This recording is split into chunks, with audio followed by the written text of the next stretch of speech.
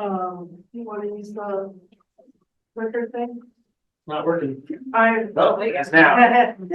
Okay, I'd like to get these out of the way at the beginning, because no project is done by any one person. In particular, I'd like to thank the Waterbird Society giving the initial funding for this project and the Connecticut Ornithological Association for providing a small amount of money to build traps and pay for some gas.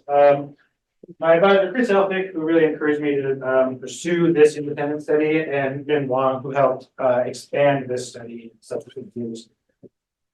There are lots of other great people who helped out from small conservation organizations around the state, and then some people internationally and across the country. Why am I here and why am I talking about bitterns?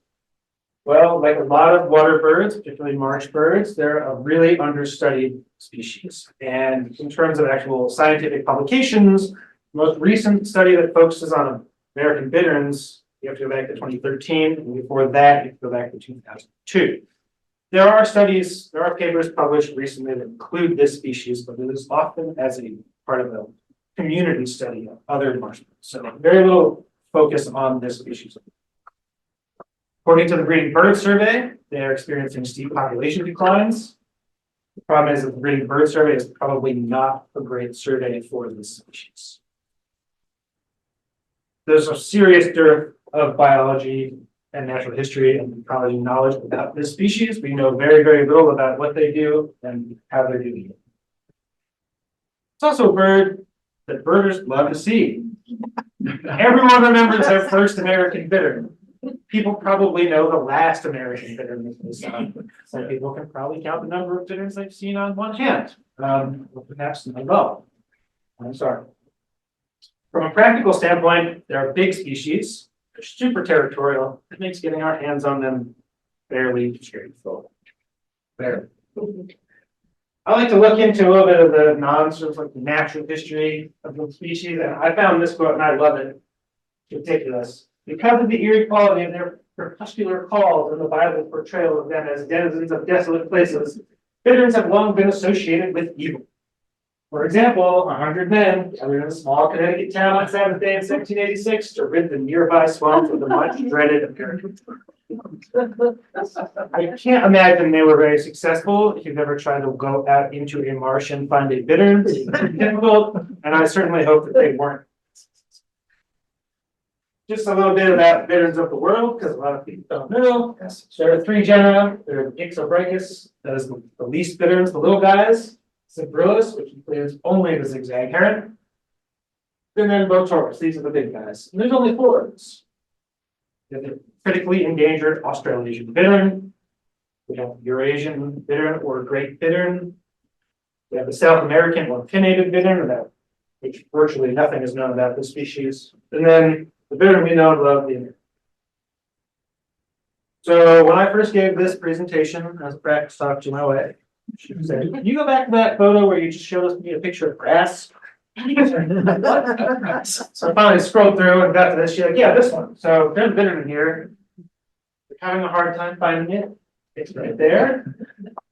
It's looking straight at you. And this is famous behavior. Point their bill up to the sky, pin the grass, but they also have to do this to look around. Their eyes point down so they can look into the water. This guy is looking for me because I'm standing nearby holding the speaker, broadcasting calls. And so in order for him to look around, so put his bill up into the sky. So that's why they do this. I apologize for the text, but if you just focus on the red, you'll get the idea. This is straight out of Birds of the World. This is a huge online encyclopedia about bird knowledge. This is from the authors of the species account, talking about conservation and research needs. Specifically, remarkably little is known about the species.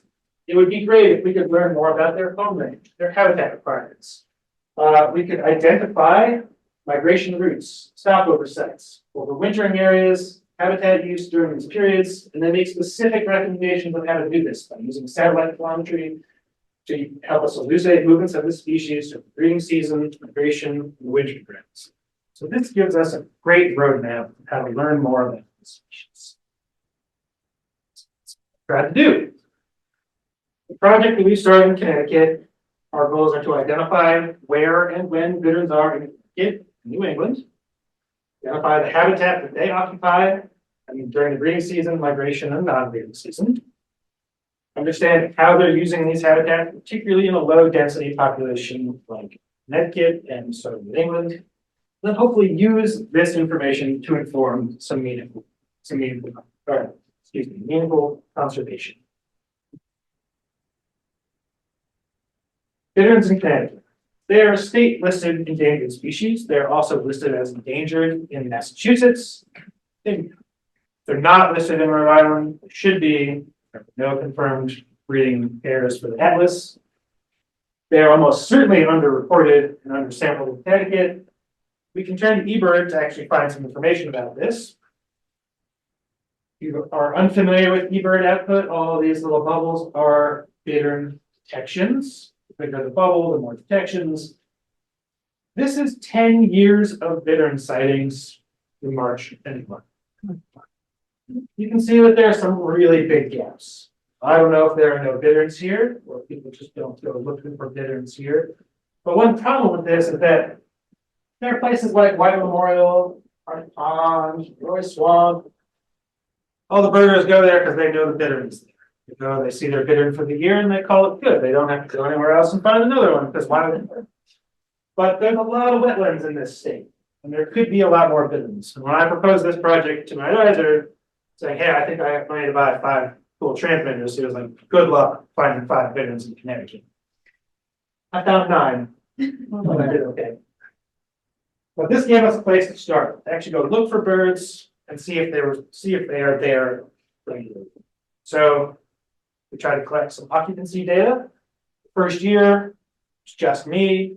So it had to be very targeted. I went to all these eBird spots and a few other marches that thought there would be bitterns. 40 locations. 23, got some attention from the state, got some field technicians. We went out and surveyed 100 sites. I used just this last week this data to build a very basic occupancy model with the National Wetland Inventory, which is a huge national level basically map of all the wetlands and the type of wetlands in the country. And this is what I found. This is not all Connecticut. It's just a very small portion of it. The blue represents predicted occupancy, not actual occupancy, but predicted occupancy for the month. The more light blue, the higher probability that the site is occupied. I truncated these values at 75%. So there are other areas that could. I have this area, Hart Pond Wildlife Management Area, labeled because I know that it. I found it, I caught it, I put a tag on it. I know that it occupies Hart Pond. But this map gives us areas that we now need to go look and survey to find out if there are more bitterns. Now, I'm going to show you this map again later with some other data on it, but just keep this in mind because what I'm going to show you then is going to highlight some problems with actually detecting these species. Well, let's get on to some more fun stuff. How do we catch bitterns? This is about tracking them, so we've got to get our hands on these birds. I already said they're highly territorial. That excellent booming call that we're so familiar with is part of a much more complicated display where the males broadcast that call, fluff up their little white shoulder pads with epaulets. You only see this during the breeding season, only while they're playing. Stalk each other through the grass. They find each other, they chase each other around, these big circling, spiraling chases, which I got to see once. It's pretty weird to chase each other in big circles until one of them drives the other one away. But we can use that behavior, that super aggressive behavior, to actually get our hands on. Here's a bittern trap. About 3 feet long, 2 feet tall, got a trap door on the front. And importantly, has a mirror back, which you can't see that here. But we basically prop this Bluetooth speaker up, broadcast that booming call. Bittern gets mad, comes over, wants to find an intruder, marches around the trap so it gets lined up in the mirror, sees itself, goes in for the attack, gets the door closes behind it, and I go get the bittern. I was shocked at this point. Also, it's not so easy. There's a bittern in this photo. This one's fairly easy. Yep. Right there. Problem is, the mirror's facing the other way. He's behind the track. He's responding with the playback. So sometimes you gotta stand there and wait Took this guy maybe 2 hours to get around to the other side and actually get lined up with the mirror. So it's not just the first bird we caught 15 minutes. So easy. Next bird, 2 hours later. Hey, dudes. The marsh. I used to think that cattail marshes were nice, shallow marshes. Turns out it can be like 4 feet deep. So actually getting the trap out to where the bittern is, and there's a bittern in this photo. You can't see it. I'm not surprised, but it's right there. Wow, that's its head. You gotta get it out to where they are. And you gotta keep track of where the bird is. And they only put their head up to look around. So the rest of the time they're in the vegetation, you sort of have to be hyper vigilant. Again, there's also a bittern in this photo. I took this photo and I forgot where the bittern was, so it took me another like half a year to figure it out. But it's actually right there, and there's a little speaker, so it's just next to the trap. It's probably why I took the photo. Anyway, what do we do when we catch them? What do they look like? They're really cool birds. This is my wife, Nicole. She helped me with all 5 of the initial bittern captures. When she, you know, her fancy eyewear, they will stab your eyes. Which is also why we put stock over their head. Safer for them, safer for us. She pointed out that if I didn't tell you this was a bittern, and maybe you couldn't see its bill, you think, oh, that could be an owl. Right? Look at this beautifully cryptic plumage. I always thought they were just a brown heron. They're more yellow, orange, gray, other many shades of brown. They also have these wide claws, which I wasn't expecting, which are also serrated, which makes perfect sense, right? They're walking around in a very slippery, slimy marsh, and they gotta hold on to things. You'll note that it's wearing this transmitter, which I will talk about shortly. But first, let's look at some cool differences. Here's their wing. We take photos of their wing to try and age them. In this case, it's very challenging. This bird, its feathers appear to be mostly evenly aged. Here's the other side. Here's a different individual. Astute observer will note that that's an old sun-bleached feather. And these are 2 old sun-bleached feathers compared to these nice, darker, fresh, less worn feathers. This is an older bird. We know this bird is at least 2 years old. Could be several years old. But it's also a symmetrical molt pattern. The same 2, same one. But I have to say that they're really a stunning species. They're just, I don't know, I can't get enough of looking at these crazy patterns. Anyway, let's talk about technology. This is a GPS GSM transmitting tag. It collects GPS data from satellite, uploads it to the cellular network. I can sit on my butt in my office and get all the data and know exactly where the bird is. This is great. We don't have to go catch this bird again because catching birds is stressful for them, and catching them a second time is even worse. So this bird can potentially wear this tag once it stays charged to its little solar panels for several years. There were some problems. For example, we caught a bird right here. It only ever checked in once from up here because nobody lives in Western Connecticut. And there's no reason for a cellular company to put a cell tower out there whose connection is really bad. So here's the same map, just real quick. This is predicted, not actual occupancy. The more light blue, the more likely it is to have a bittern. I'm going to show you seasonal movement of an individual, which will highlight some of what we're learning about the species and some of the challenges with actually species. So, there you go. This bird was captured at Park Pond. You see that it bumped over the hill to this marsh and back here, to this marsh, and back to this marsh. Stopped right here in the forest for a day. Like a whole day. It wasn't just like I stopped and perched in a tree. It spent 24 hours in the woods. Pretty soon here, this is going to break as it's doing now. It's not flying very slowly. It's Connecticut. It is on its wintering grounds. It's just very difficult to actually make these animations work.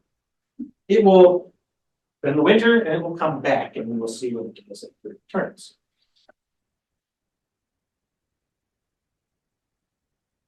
Hopefully soon. There we go. Look there, it stopped at this marsh. It went back to that marsh. It went back to this marsh. Now we're back to Hart Pond, where it spent all the rest of the 2023 breeding season. Problem is, what if we go out and we survey this marsh on the one day that that bird happened to be there? Well, now we think that that marsh is occupied by a bittern. What if we went to Hart Pond and surveyed there on the one day that it was over there? We might think that it was not there, right? So rather than just do an occupancy analysis, which is very informative and gives us a roadmap of where we need to go do some surveys, we also really need to think about, is the bird actually available to be detected? And that's something you just can't figure out without using some better technology, like we're using now.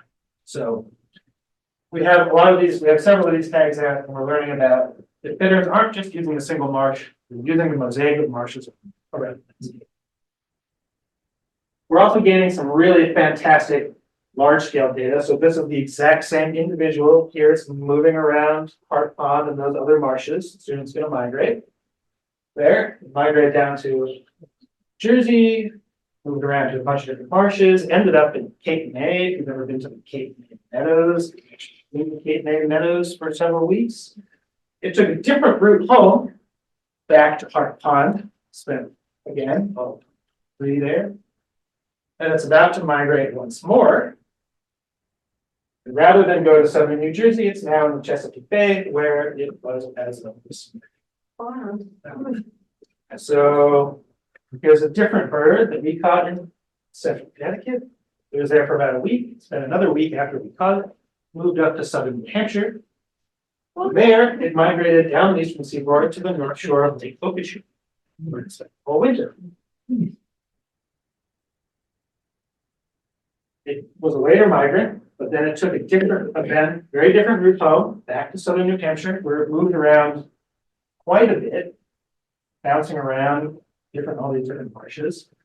And it returned, and I'm not kidding when I say to the exact same like square kilometer on the shore of Lake Okeechobee. If I overlay the two different wintering, they're just cluster points right on. So we see that some birds have very high site fidelity on the wintering grounds. Some birds have low site fidelity on the wintering grounds. Some birds have very high site fidelity on the breeding grounds. No. Already we're learning a lot, and we've only caught 11 birds. Now, Pam just brought up something interesting about how some of the things that may be limiting populations might not actually be happening on breeding grounds, on wintering grounds. Unfortunately, a lot of the birds that we've tagged have died. One thing that we rarely ever learn during a wildlife study is where and when birds die, and even less from how they die. But in this instance, if you go to Florida as a bittern, you're probably going to die, which is pretty wild. A lot of the birds that we know where they died in South Florida, South or Central Florida. So Florida, one died in New Jersey. But Panhandle, South Florida, the cow pasture in Florida, Forest Wetland, and I know this because I actually found volunteers go out and find the mortality location because I knew where the tag was. And I actually went out and recovered the tag and put those tags back out. So in a lot of those cases, we don't know exactly how they died, but because we were able to find the tag, it wasn't submerged in water, it wasn't inside an alligator, it wasn't inside a python, it was probably killed by some sort of terrestrial species, great owl, bobcat, coyote, something like that. For example, this one was in a cow pasture. I don't know what the bittern was doing there, but it wasn't a good idea for it to be there. So, like this, not quite. Where do we go from here?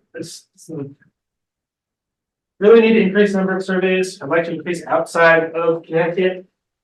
I'd like to determine if some of those occupied sites are actually good breeding sites. It's one thing that they're there, but it's very difficult to determine if there are females there and actually building nests. Quantify the strength of migratory connectivity. Are those populations always going to the same or similar locations? These are very expensive transmitters. Find some money to put some more transmitters out. If you would like to help, need volunteers. Just go out and do some surveys. If you have lots of money, I'll take that too. Or if you know where to get money, that would also be helpful. I just like talking about bitterns. So I like to raise awareness. You want to come talk to your local Audubon chapter? Very excited to do that. But more importantly, use some of the estimated parameters like occupancy, what we're learning about where they go, when they're there, how they're living to actually inform some conservation. And we're going to end with the next little bit.